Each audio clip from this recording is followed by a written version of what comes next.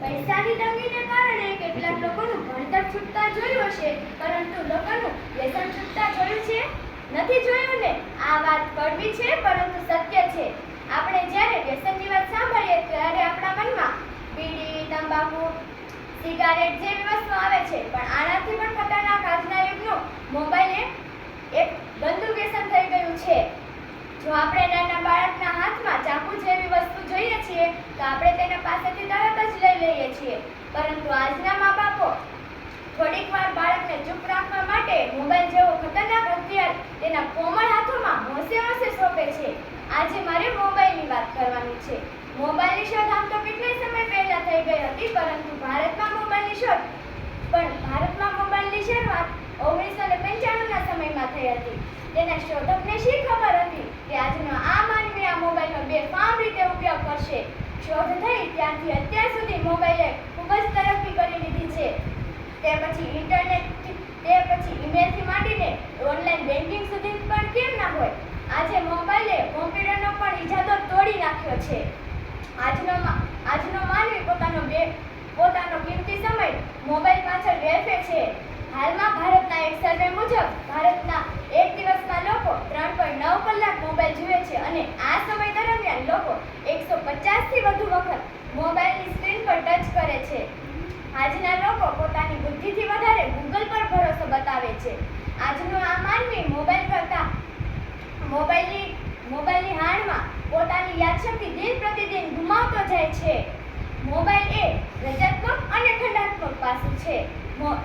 કોઈ વ્યક્તિના હાથમાં પહેલીવાર જ્યારે મોબાઈલ આવે ત્યારે તે એક નવી આનંદની લાગણી અનુભવે છે. ત્યારે તેના મગજમાંથી ડોપામાઇન નામનું એક દ્રવ્ય રિલીઝ થાય છે અને આ તેને મોબાઈલ પ્રત્યે આકર્ષણ વધારવામાં વધુ મદદ કરે છે.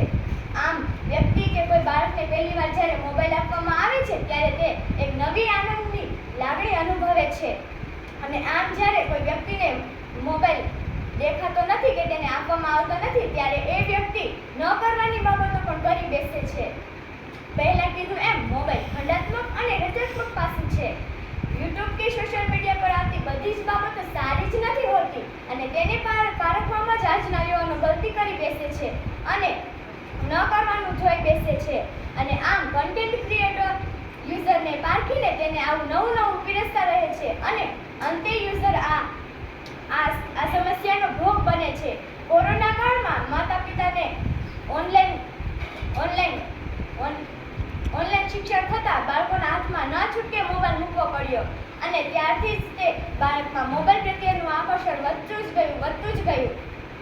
મોબાઈલ ખાલી મગજ જ નહીં પરંતુ આંખ, હાથ, કાન પર પણ બહુ જ ગહેરી અસર પાડે છે. હાલના યુવાનો અત્યારે પબજી, ફ્રી ફાયર જેવી રસપ્રદ ગેમો રમે છે અને તેમાં અસફળ થવાથી તેઓ આત્મહત્યા કરે છે. આમ મોબાઈલની હાલમાં પોતાની જિંદગી ટૂંકાવવી જોઈએ નહીં. મોબાઈલથી અનેક વ્યસનો, દૂષણો, ગુનાહો બાળકો સુધી પહોંચે છે અને તે આવી બાબતો શીખે છે.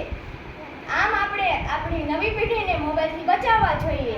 છેલ્લે હું निबंधनी अंते एक शायरी कहीश, इस छोटी सी जिंदगी की बस इतनी सी कहानी है, बस इस छोटी सी जिंदगी की बस इतनी सी कहानी है, हमें बिगाड़ने में इस मोबाइल की गिरफ्तानी है, हमें बिगाड़ने में इस मोबाइल की गिरफ्तानी है. बस अस्तु, जय हिंद, जय भारत.